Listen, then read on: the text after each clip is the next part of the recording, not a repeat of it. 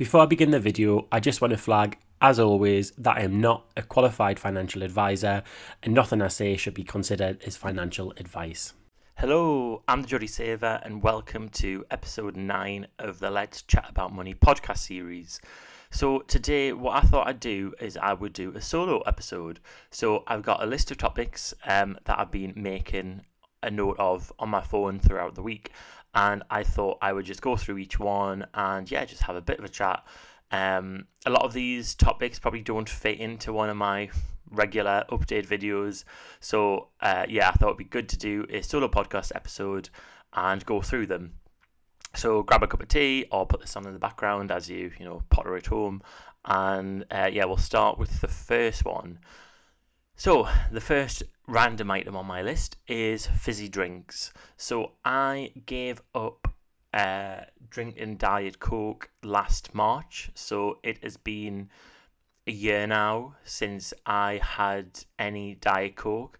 I will say I think I slipped up once, which was kind of accidental, where I needed a drink. I mean, it's going to sound dramatic, but basically at my partner's party for our civil partnership in January, at the party, I really needed a drink because I just did my speech, and the only thing that someone had on the table was a Diet Coke, so I did have a sip of that Diet Coke, but I haven't, apart from that one slip up in the year, I haven't actively had any Diet Coke, so I'm really pleased with that. The problem I've got at the minute is that I still really crave fizzy drinks. So even though I don't have any Diet Coke, I'll still have sometimes a Fanta. And I don't mind if I'm out of the house when I do it. So I don't mind if it's when I'm going out for a meal that I do it. But sometimes I get some fizzy drink at work. I'll go to the canteen specifically to get one, and it's just a habit that I feel really hard to break. So I'm thinking about how can I be more healthy with it going forward. I mean, I think the worry for me is kind of a couple of things. One is it's probably not good for my teeth drinking it. 2 is it's better if I have water, and 3 is that it's all those sort of chemicals that they put in these drinks. I mean, I know they're safe for consumption, but it's not exactly a health drink. So that is fizzy drinks. The next one is about staying active. So I go through phases where there's some mornings where I go to the gym for a gym class, and that's really, really good. I enjoy it, but the problem sometimes I have with it is that means I have to start work later. So I'm starting work at 9 rather than at 8, and I'm best at work in the morning rather than in the evening. But at the same time, if I don't go to the gym in the morning and I went in the evening, I'd have no energy and the gym's busier. So I feel like I need to find the right balance of the number of mornings to go to the gym where I'm not gonna feel too kind of disrupted in my work routine. But I'd like to be a bit more active. I mean, I have been trying to, as long as it's not raining, I do walk to and from work, and I do prioritise walking where I can. Next up is reading. So my goal last year was 24 books in the year, and I think I got to, I'm actually going to see if I can open this up while we're chatting, see if I can open up how many books I read last year. So I've got 24 books as my goal this year, and 24 books was my goal last year. So I got 19 books out of 24 last year to read, and this year I've done 3 books so far. Again, I'd like to read more, but it's just like when am I best to pencil in time? Because reading is a hobby at the end of the day, but if I don't actually pencil in time to do it, then I don't do it. And I am part of a book club, which is great, because every month I have motivation then to read a book, and sometimes that book is outside of my comfort zone, or like what I would usually read. So that's been really good. But again, I'm up to 3 and we're 3 months in, so I'm gonna have to really pick up pace with reading. But I am going on holiday in April for a week, a relaxed holiday. So hopefully I'll have some more time then to read. And then the next topic, which it's quite interesting. I started this list maybe last Saturday, and I just thought, I'm going to put topics that come through my head that would be good to talk about in a solo podcast episode. And this one is about worry about time flying by. And this is always something I struggle with, where and I think people listening to this who are interested in saving money, when you're interested in money and about setting yourself up for the future, so for me, that's overpaying my mortgage, investing, saving, you can end up prioritizing the future, and it's easy to forget to live in the present, in the moment. And I battle with this thought about, oh, well, when in 3 years' time I'll have this much saved and invested, versus actually in 3 years' time I'm 3 years older, and that's 3 years of time gone by, So I do want to live in the moment, but it's like, how can I live in the moment without? I just think, how do you live in the moment? Like, I'm trying to reduce the amount of time I'm on my phone, because when I'm on my phone, I'm like, is that living in the moment, being present? But sometimes Monday to Friday with work, you can very much feel like you are living Monday to Friday, and it's like, how do I add elements of joy or excitement into the work week so that I am really living in the present? So thoughts below if you've got any ideas about that and how you deal with that battle between wanting time to go by so that you're in a better financial position, but also not wanting time to go by because you've only got a limited amount of time on the earth. The next topic is the Japan trip. So me and my partner are gonna go to Japan at the end of this year. We still haven't booked our flights. We're using a pot of money that we got as gifts from for our civil partnership and party. So that is covering around about 3,000 and something of the trip. And then we're saving a couple of £100 each month so that when we get to the end of the year, we'll have the spending money. Japan, like, to get there is going to be expensive, so we've just been working out with work when we can take the time off, because we want to be off for 3 weeks, and I'm going to be booking that, I should say we are going to be booking that at the end of this month, hopefully. I do want to make the most of it, so there's going to be a lot of planning involved, and we did originally look at doing a group tour, so that you've got a tour guide and you don't miss anything, but those group tours were really expensive, so some of them, even for a week, were a few grand per person, whereas we're hoping to budget it all for 3 weeks to be, maybe £1,000 each for the flight, so that's £2,000. Hoping to have maybe £1,500 on the accommodation stays throughout the trip, and then £1,500 spending. So, 5,000 is like my limit in total. Because it's such a big trip, it's like, I don't like to use the word honeymoon because I don't know, it seems a bit odd when we had a civil partnership and it was a party and we didn't have a wedding, but yes, it's our version of a honeymoon. So that means that I feel a bit more comfortable spending that amount of money on the trip. And then the next topic I put down was, am I doing enough? And that is this real I mean, it's a bit like the time going by one. There's always an opportunity cost of anything that you do in life. So for me, it's like, how should I be prioritizing my time? Should I be, for example, making more of these videos? Should I be trying to build an audience and um, capitalize on personal finance content online?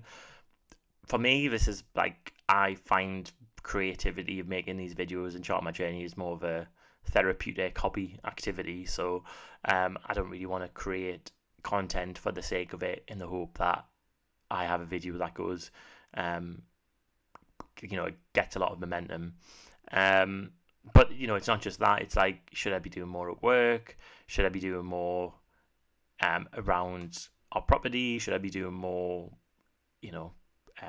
to get better physical fitness? It's just it's so hard sometimes when you get to an age where, I mean, there's not a rule book. There's no guidance on what you should do and how you should spend your time. But my worry with it all is that, I don't really like the idea of wasting time. I don't like. I think I don't like being unproductive, which is a bit bizarre because obviously rest is important. But for me, I kind of think about active rest. So it's a weekend now. I'm making this video, which takes effort, takes time, but it's still rest for me because it's different from my day job and it gets a bit of a creative outlet in my brain, and I enjoy doing it. But me sitting on the sofa and spending a day watching TV feels like, oh well, I could have spent that day going out for a walk, or I could have spent that day cleaning up the flat. Like, yeah, it's a difficult one, and it's something I always. I mean, it's linked in with the time going by one. Sometimes I don't want to focus too much on productivity because, like, is living a good life you having a mix of everything? So being productive and unproductive. Having rest time, reading, socializing, like trying to fit all those facets of your life and get enough of each. And that, am I doing enough, links into another thing I made further down my list, was feeling bad about savings and investment balance. And I think for me, so this might seem a bit bizarre depending on who you are that's watching this. So if you're someone who's just on your start of your financial journey and you haven't got any savings or investments or haven't got a mortgage, you might look at my videos and say, wow, the Geordie Saver is really far along, which objectively I am, because I am, we are doing well. But actually sometimes I find myself reading forums of Reddit,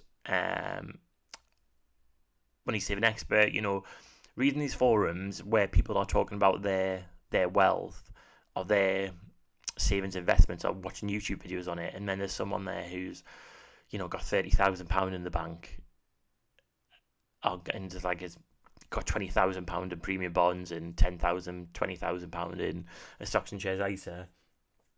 And it's true, comparison is a thief of joy, but I think to myself, oh, am I really far behind? Should I have said no to certain experiences in the past to kind of put me on a faster track path to wealth? And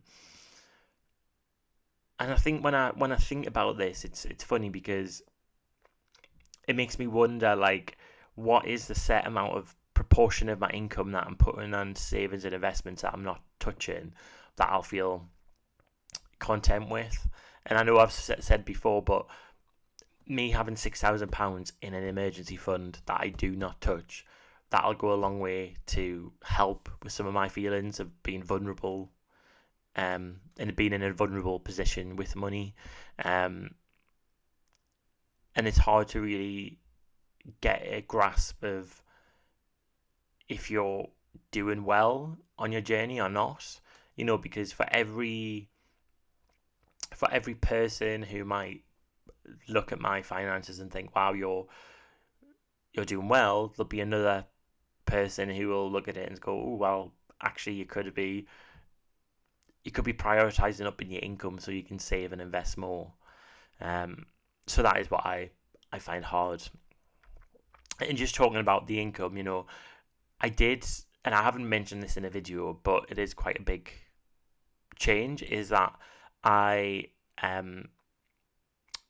recently dropped 7 hours of work a week. So I was originally full time at 37 hours a week, and now at the start of this year, I applied to go officially part time, which is working 30 hours a week. Um, and for me, that was really about trying to understand that. Sorry, not trying to understand, trying to live in a way that meets my values. So I've always said, I've been working full time for the past 10 years. And I always said that, once I was in a position where our mortgage balance is what I felt comfortable with, it's now under £100,000. And if I didn't need the extra money, then I would consider reducing my time at work, just so that I have more freedom to do other things. And it's trying to get that balance, because I never want to be one of these people that's working, if I don't need to. I don't want to work full time for my whole career. I want that flexibility in life where I can do hobbies or things on the side that may not provide that income that work does, but they provide that fulfillment in my life that I want. So it's been quite hard thinking, like, communicating that to others. So telling people that I'm dropping hours at work, because their thought is, well, you don't have kids, so why do you need to work part time? You're giving up money. But for me, my well being and my my resilience is dependent on me having time outside of work. So actually, when work's really frantic, I'm still only there 30 hours, so that extra 7 hours I can spend on these other things. And yeah, another one I mentioned on this list, what I jotted it down through the other week, was what can I get away with? And this is this idea of linked to the fizzy drinks, or having bad habits like eating chocolate. Sometimes my philosophy in my head is like, oh well, doing it once, and it sounds dramatic when I say this, because it literally is just eating some chocolate, which, out of all the different bad behaviors I could be having, that's it's not a bad one to have, but still, it's not great for my overall health long term if every day I'm having chocolate. But in my head, I'm like, what can I get away with? So actually doing it this one day, it doesn't hurt, I can get away with that. But then you don't see the whole, if I do that every single day, it all mounts up and then it all becomes a problem. So me getting away with it one day, if I do that for 100 days, it's not going to help my health. And then, yeah, something else I put on was about how to fill my tank up. And what that means is, like, I realise that I do have a lot of energy in life, and I've got a lot of energy for my different components in my life. I'm energized about work. And part of me reducing my hours is about how can I keep my energy up. I want to keep being energetic at work and engaged, but actually, the less I work, the more engaged I am when I am there. Similarly for this YouTube channel, I'm very energized with it. I love reading about money, chatting about money, and then so it's about how do I top up my tank. So things crop up in life that aren't pleasant. No one can go through life without challenges or obstacles in the way. So how do I fill my tank up so that I'm looking after myself? So I put kind of socializing with my friends is a big one. Having hobbies, so I'm part of a creative writing group. I'm part of a reading group. So yeah, for me, I try and think of each week or each month, am I getting a little slice of the bits that I need to keep me well and keep me positive. Then yeah, I've noted stock market keep calm. That was another thing, and I briefly mentioned it on my stocks and shares ISA update video that I posted the other day. So if you've read the news, if you keep up to date with kind of global stock market trends, like the impact of what's been going on in the US has meant that the stock market kind of overall has been on a sort of going down, and that means that the impact on me looking at my investments, I looked yesterday, and in March my investments have went down by £600 so far this month. Now for me, because I'm in the long term game of investing, I'm not wanting to withdraw this money in the next few years. I just know I have to ride it out and not do anything, so just don't touch them.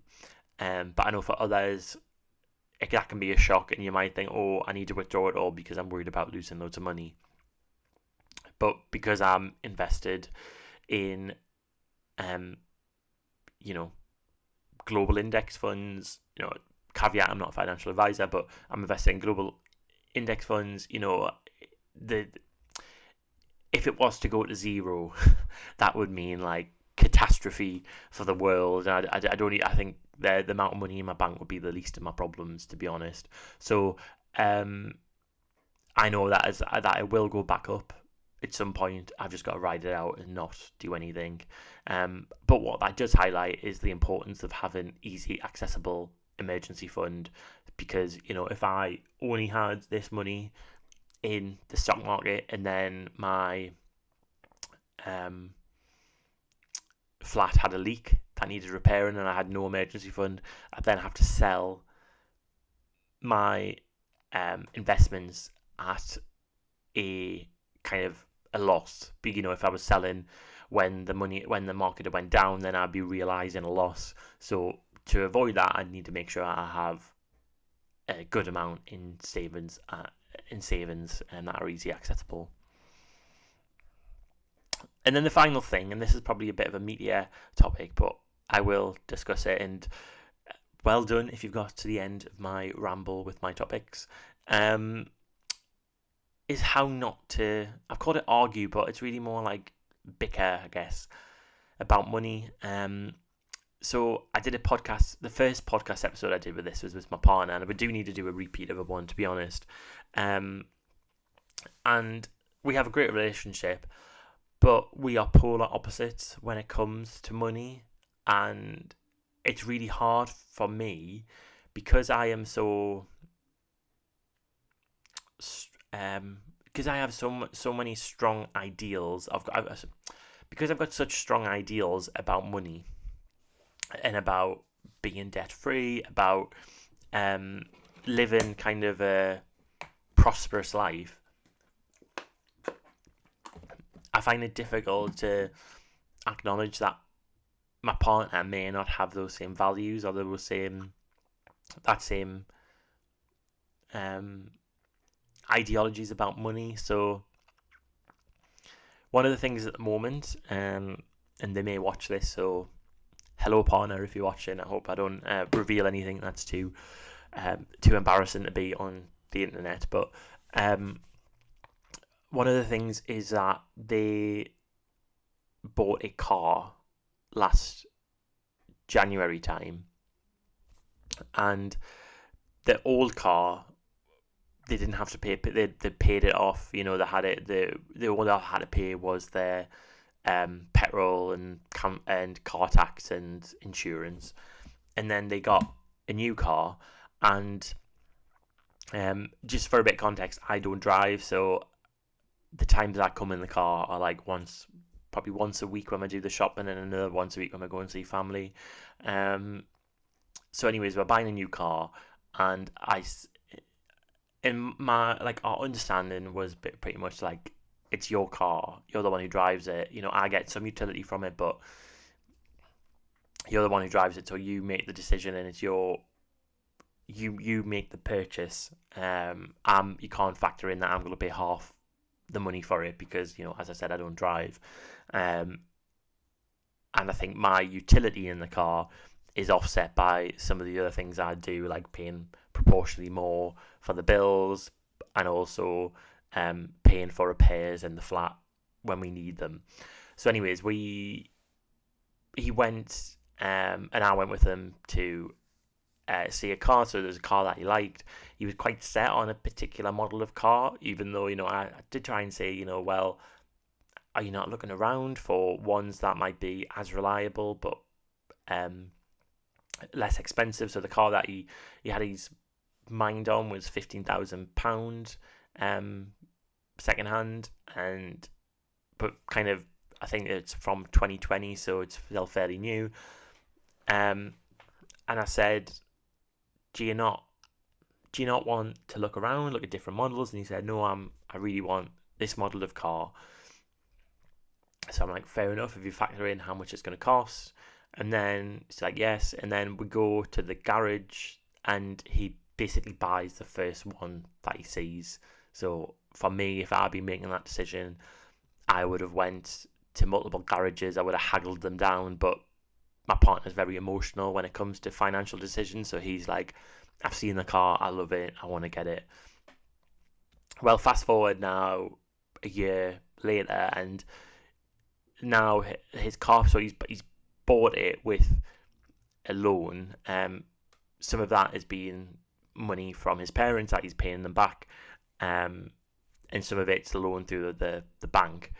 But combined, his car payments for I think that's going to be through. So he's done 1 year. There'll be 3 years left of it. All in for the repaying back is £379 a month. And then he's got petrol on top of that and insurance. So he's probably spending about £500 to £600 a month, kind of on maintaining and having that car. But obviously, once those 3 years are up, hopefully he'll get many years out of the car where he doesn't have any payment on it. But that just means that he's now got less disposable income, and really he doesn't have any money to spend on going like holidays or going away. And we're want to go to Japan, and obviously some of that's being covered by the money we got from our civil partnership, but the rest of the money is coming from me contributing to that. And we've had disagreements about it because my partner sometimes he doesn't seem to acknowledge the fact that I'm putting in like a lot of money into these things. So like, we're going to London in a couple of months, and I'm paying for it fully. Like a few £100 each. I'm covering the cost for, and going to Japan, and every month I'm spending money. I'm putting money away so that we can afford to go to Japan.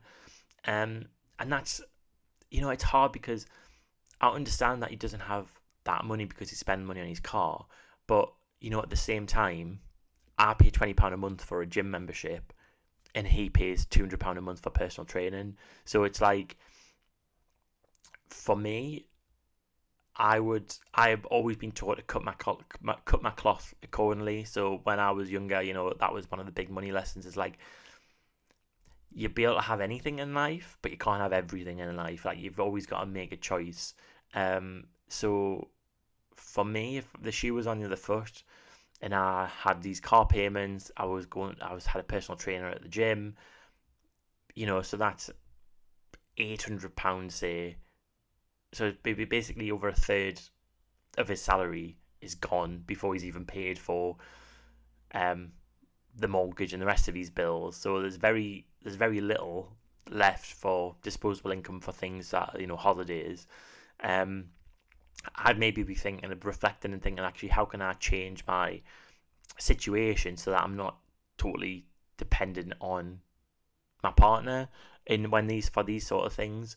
Because the other thing is, and this isn't to be a rant about my partner, it's really just expressing some of the challenges I have, so that if anyone's got any tips or advice, they can let us know. But the other thing is that even though he has little disposable income, he doesn't regularly check his bank account. So it's quite often at the end of the month he's went into his overdraft. And sometimes I've bailed, I don't want to say bailed him out because that sounds dramatic, but I've give him some money to get himself out of the overdraft.